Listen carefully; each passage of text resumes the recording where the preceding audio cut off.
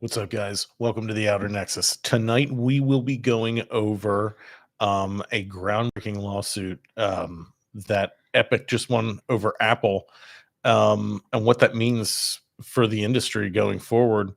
Then a little we'll check out what Valve is doing with the SteamOS. But first, let's see what this is that Epic came out with for this lawsuit. Apparently. Today, we celebrate the anniversary of the Platform Unification Directives. For years, they have given us their songs, their labor, their dreams. In exchange, we have taken our tribute, our profits, our control. This power is ours and ours alone. We shall prevail.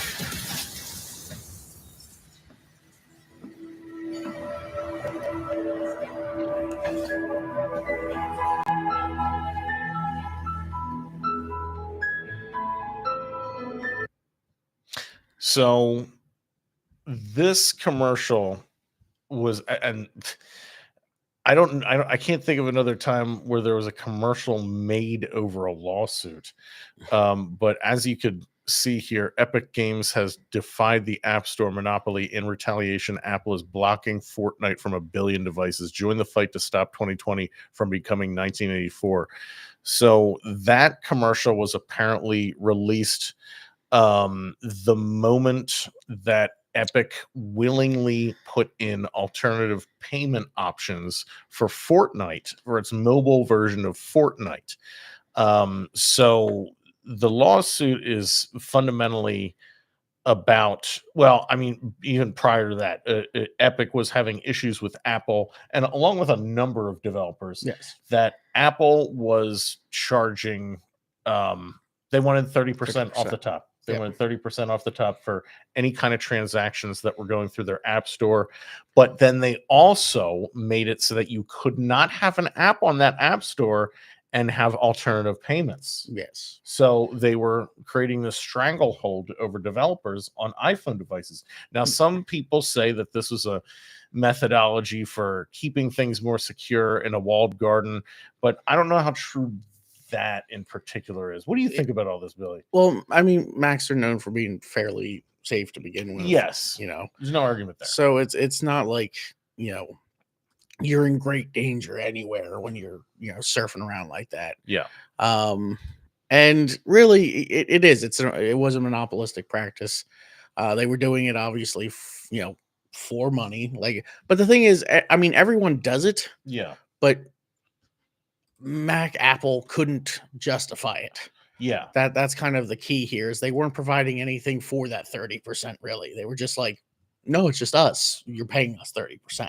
Yeah. And there's no other alternative. And that was basically the problem, is that there wasn't another way to get these things on those systems. Yeah. So really, that's, it was, and then the judge saw it too and said, we have to add, the other ways have to be added. Yeah. So I think one of the main issues is that, Android and Apple are the two main handheld mobile devices. Yes. So right now, obviously. And I'm not sure if the Android App Store has any limitations on this. I don't think they do. No. But it's like an entire section of the market is locked down because of this with Apple, Yes. So it's not necessarily monopolistic. They if you get an Apple device, you kind of know the cult you're signing up for here. Yeah. But it is still, it's unfair. Yeah, because it's like, people are going to pick between the two. Someone's eventually going to pick Apple, as one, and then it's like, well, then your only choice ever is going to be Apple. And it's like, and you even saw that commercial was actually originally done also by Apple. That was the one you saw on the side, and they're like, everything's going to be opened up, because they were going to compete against their market at the time when they were coming in. Yeah. And now all of a sudden, is being used against them, because it's like, you're doing the same thing that it's full circle. Yeah. You are now the evil empire that Right. we have to fight against. And I don't know, I kind of feel like that was the case ever since Steve Jobs left. Oh Like, yeah. What was has the been- what was the Batman one? Live long enough.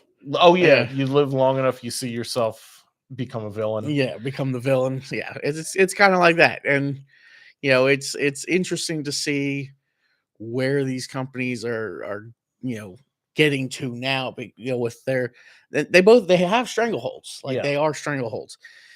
And even as we're about to get into it here, with different aspects of this one, I do think it's important to note that like even Steam gets accused of these things. Yeah. And it Steam has maintained for the whole part that it's just a storefront, Yeah.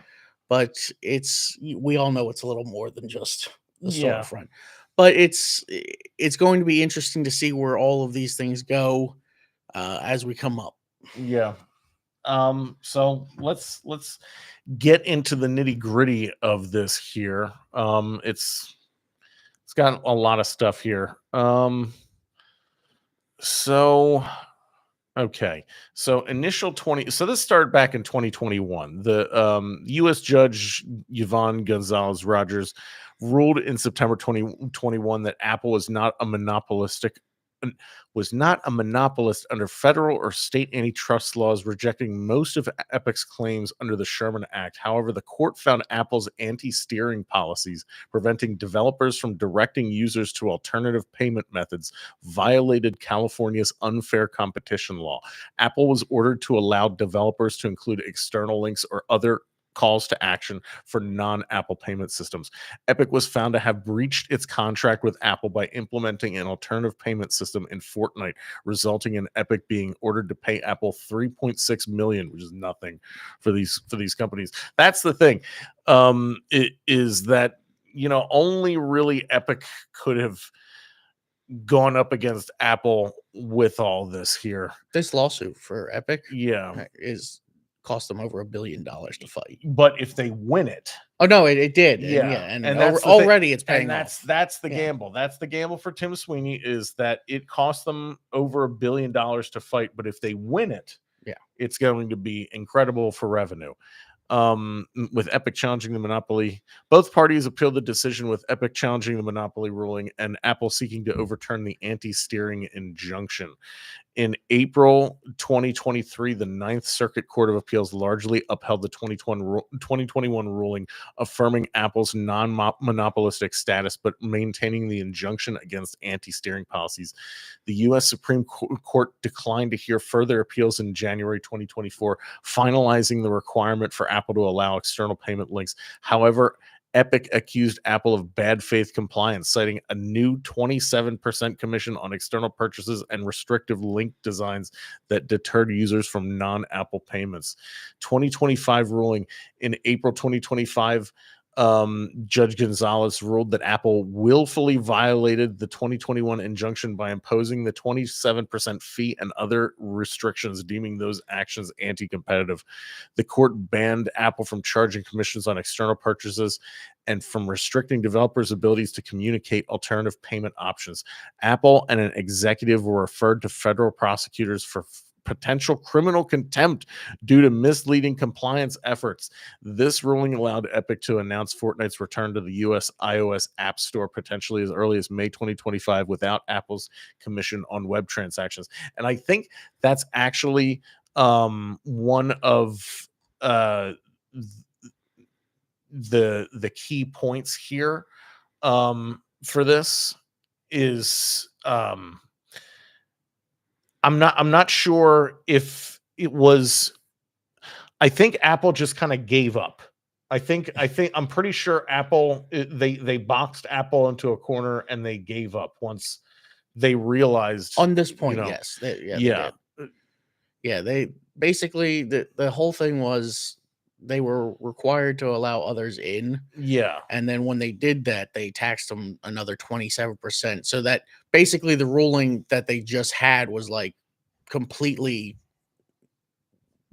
out, because it's like now, okay, you guys can come in, but we're going to charge you the money we lost anyway. Yeah. So that's why, when it came back to 2025, they were like, that was a bad fate. Like, you guys you purposefully made this Yeah. ruling inert by charging more money. Yeah. And then once they were backed into a corner, now, because it could turn into a criminal proceeding, they're now just allowing different transactions to happen. And Epic also dropped it and was like, listen, we know that we still have to be on, work together, basically. We'll drop basically everything. Just put us back on the store quickly, so that we can start making money again. Exactly. Yeah. That's they kind of came to a truce here. The 2025 ruling marked a significant victory for Epic, forcing Apple to eliminate fees on external purchases and allow frictionless payment alternatives. Epic CEO Tim Sweeney proposed a peace deal to Apple. If Apple extends this friction-free, Apple tax-free framework globally, Epic would return Fortnite to the App Store worldwide and drop further litigation. Apple, however, expressed disagreement with the ruling and may appeal, though immediate compliance is required. So they are required to put Fortnite back on the App Store as of right now, it's hilarious. And this is opening up for a lot of people. Yeah. So even though this was between Apple and Epic, there's now room for others to get in on this deal, because now you don't necessarily have to do everything through Apple, which saves money, which is now like, oh, now what I couldn't do before may be viable. Yeah. Now all these apps, they don't need to go through Apple's payment system. They don't need to be verified by Apple's payment system. You could just have an app on there and make money on it however you want through alternative methods. Let's see. What do you think, Billy, on this stuff? I mean, I think it's a great step forward, because no matter how you look at it, it's, pro-consumer. Yeah. And I do hope that there's more rulings like this in the future, not just for them, but for, consumers in general. There's a lot of, these different antitrust things going on. Yeah. Different lawsuits that, are constantly going on in the background. And we lose actually a lot of them. Like, as we can see by prices going up everywhere. So this is just a nice one to see. And I mean, it can also be, because like right now it's being used as a way just on the Apple Store. Yeah. But this also could be used in further lawsuits in itself, to be like, look, like, people were having a stranglehold. Let's start, cutting that stranglehold and letting everybody into the markets. Right. Because it's basically just been a few big companies exactly. holding everything. And competition drives forward innovation. So people who are saying that this is going to cause some sort of security issue, or the walled garden, it's going to impact the walled garden ideology, the fact is, exposing these things to the free market will lead to greater innovation. I think it'll increase security innovation. It will. And also on top of it, it's like, these big companies, especially Apple, where it's like, you built your empire off of the word innovation. Yeah. And you don't allow innovation. Yeah. So it's kind of crazy, but Apple's been going down this path for a while. For a long time. They used to be, scions of innovation, and they get their jabs in, but now I say ever since the release of the iPhone, honestly, that's just my opinion. Like the iPhone is probably the best product they have. Yes, that's just when the iPhone first came out. I bought an iPhone. Yeah. I was probably with it for between 1 and 3 generations. I forget which one I completely stopped. It was early though. Yeah.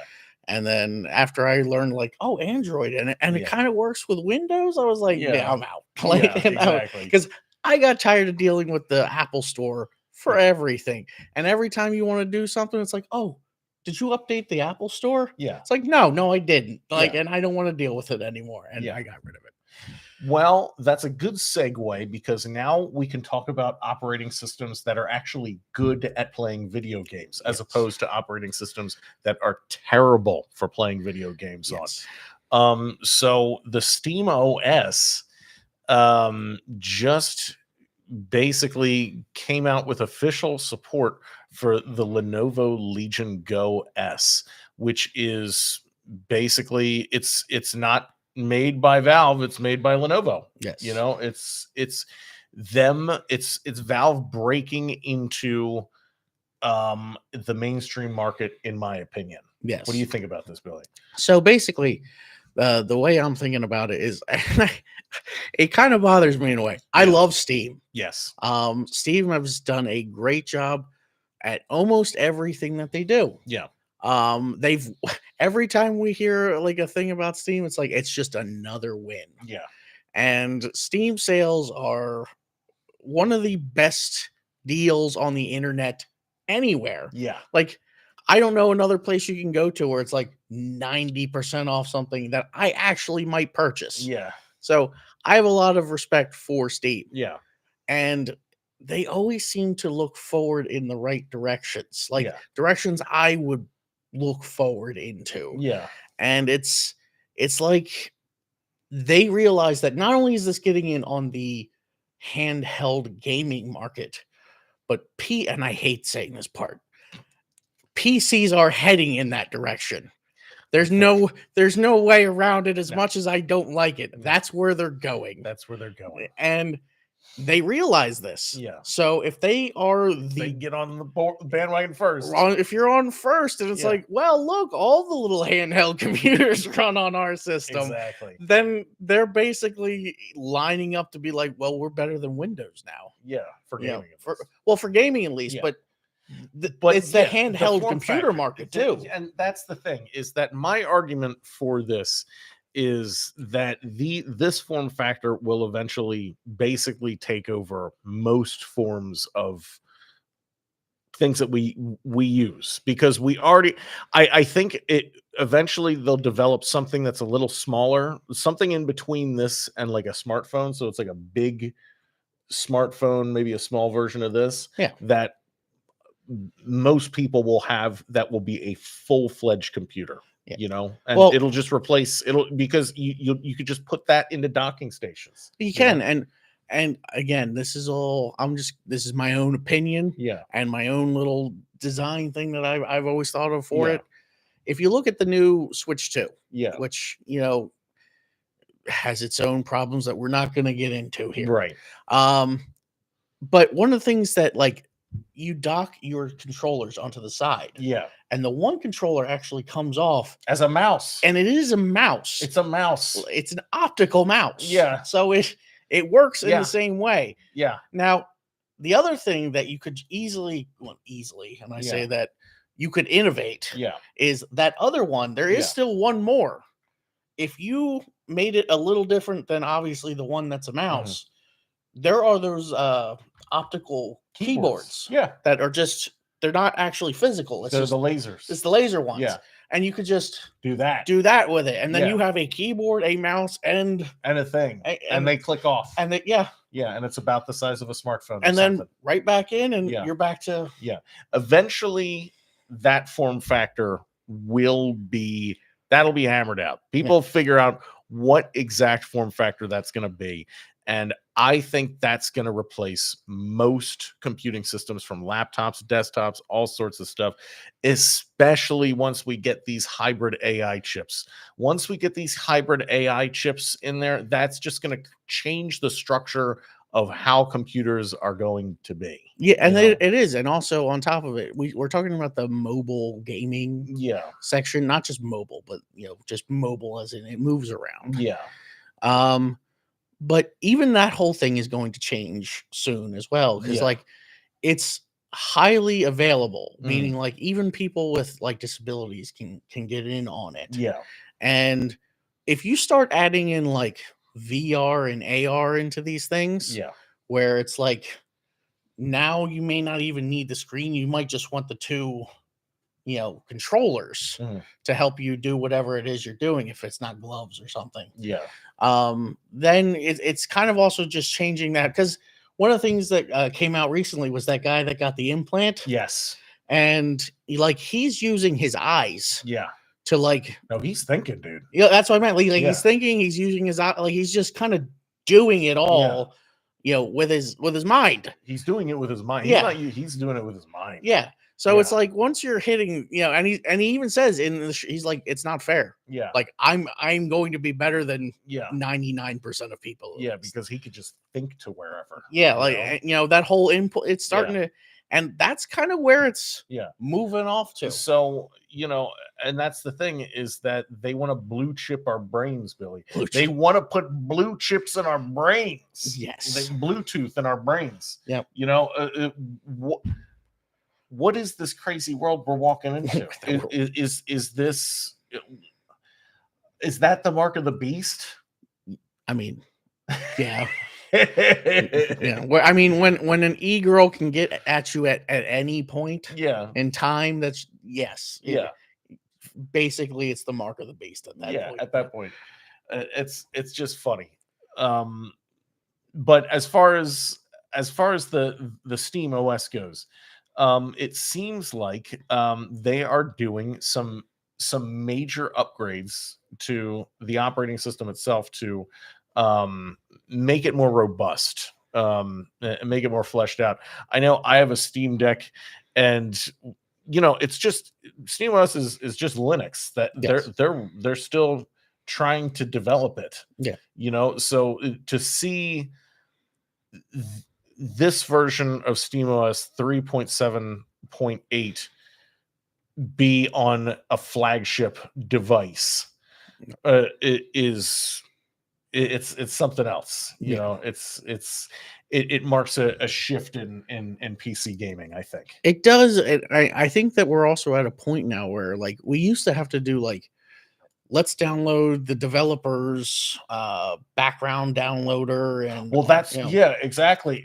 And that, what I was going to say is, on my Steam Deck, you turn into desktop mode and a message comes up, and it's like, hey, this is the devs, we're still working on this mode, just work out the bugs. You know what I mean? And I think a lot of that is starting to go away. The need for those secondary background downloaders and stuff like that, because you don't need to do it as often anymore.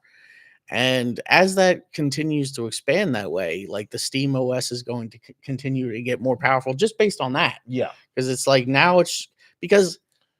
now that it's not I got to go over there, I got to download it offline, I got to get it some other way.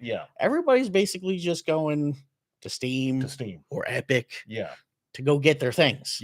And I mean, my computer 90+% of the time now is just I hate that it is a Chrome and Steam simulator. That is it. That's all it's used for. Well, I mean, and it makes sense, and I think this is a great direction. It seems like they're saying with the SteamOS, there's a 15% improvement on gaming performance over Windows. Yes, and that is a big point. That's huge. Because not only are we for the longest time ever, to do PC gaming, you needed Windows, but a lot of people who are a little more experienced with computers, I personally would like a Linux operating system. But Linux OSs were never really great for gaming. You could get games to work on it. This is the gaming Linux OS, and it works better than Windows. I feel like it's almost like a holy grail. In a lot of ways it is too. It's going, because the other thing is, it is specific to gaming as well, like we were talking about. So when you go on it to do whatever it is that you're doing, normally gaming, it's going to be optimized for that. Because I can't tell you how many times it's I went and bought a computer or did something, and I'm I have the newest graphic card or motherboard, and it's something was not compatible or it wasn't, optimized in the right way. If we could have an OS that was just meant for optimizing this Yes. hardware, just optimizing these games. And let me tell you what, and oh my God, let's just get into this. Microsoft could have done this 20 years ago. Easily. Microsoft could have had this 20 years ago. Valve would not have existed. Xbox Live would have just been taking the place of Valve, Steam, whatever. Like, Microsoft simply could have just been like, you know what? Let's not make the Xbox. Yep. Let's not make the Xbox. I feel like that's one of those those missed opportunities. Those Yahoo deal where it's like Yeah. Google approached Yahoo and was Yeah. like, "Hey, do you want to buy our little company?"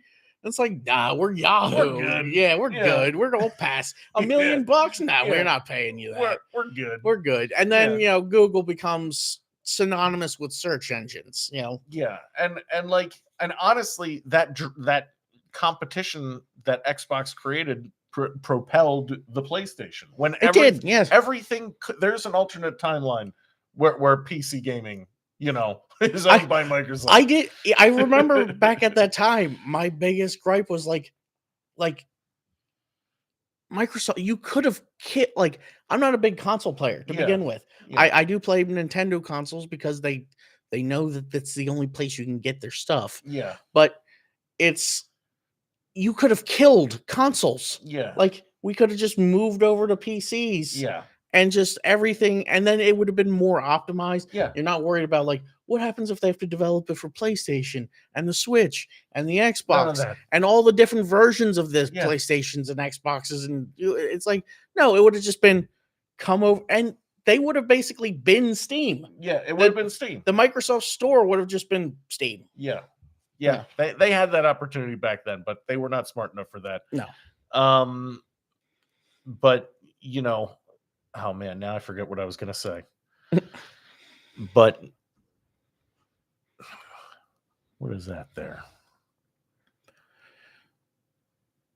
So yeah, like you were saying here, they have a 5 to 15% increase in frame rates for games like Cyberpunk. Yeah.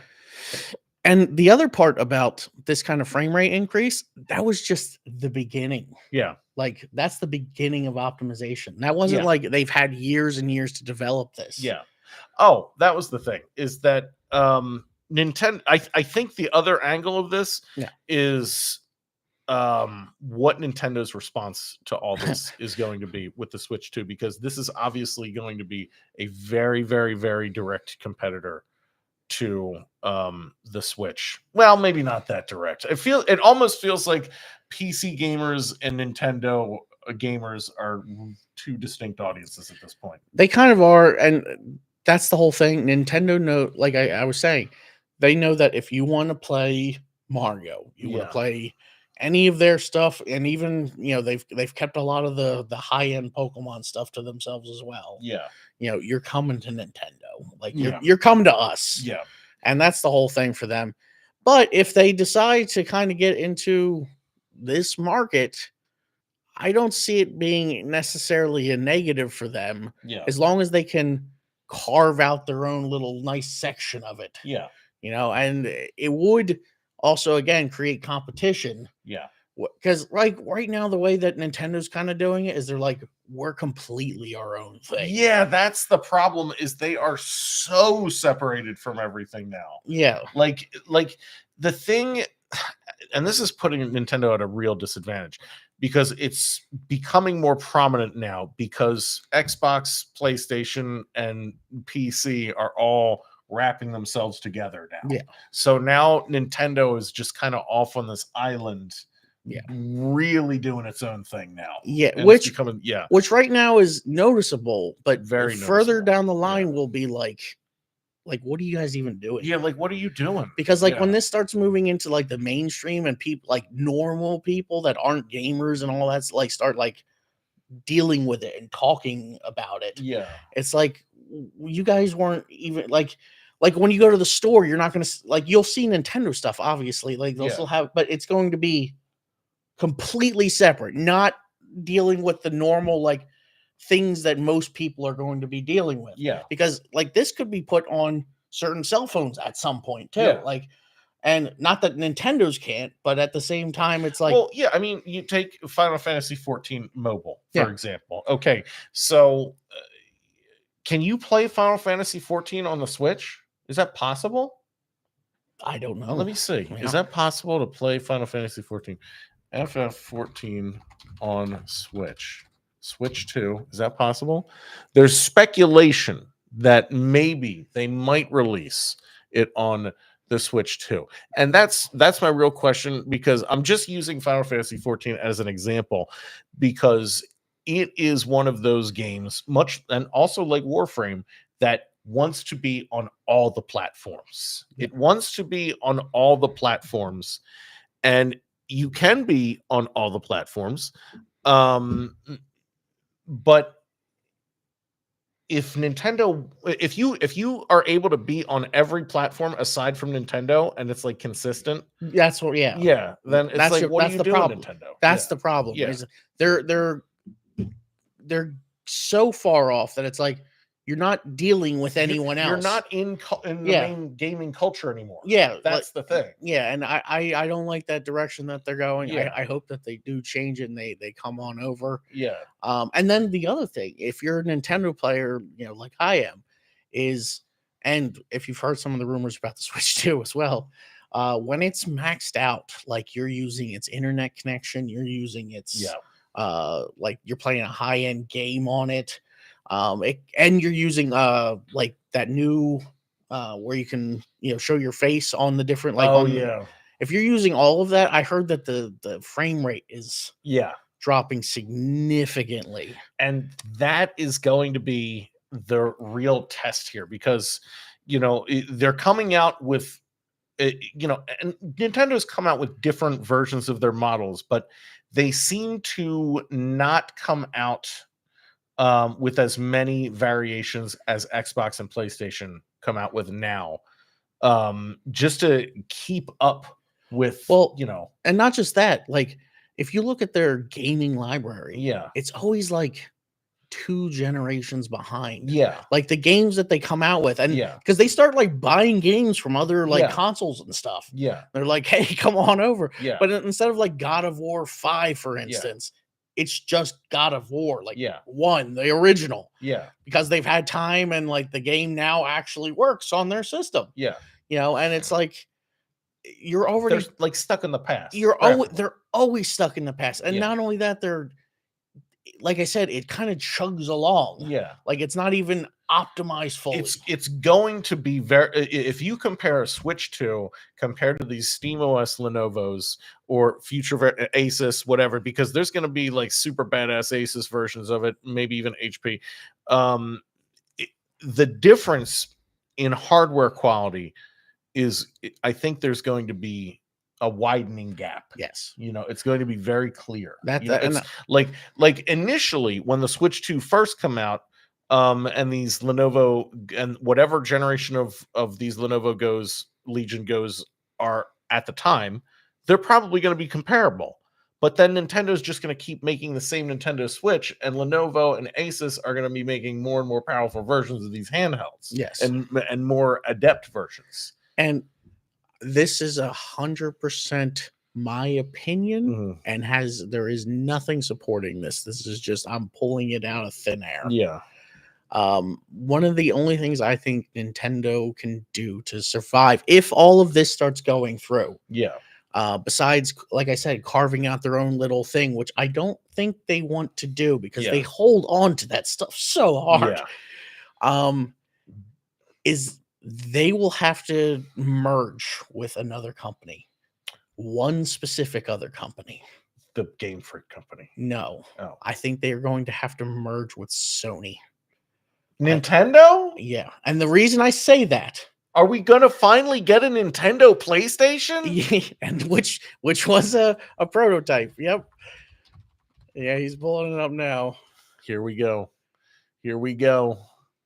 The Nintendo PlayStation. Oh my god.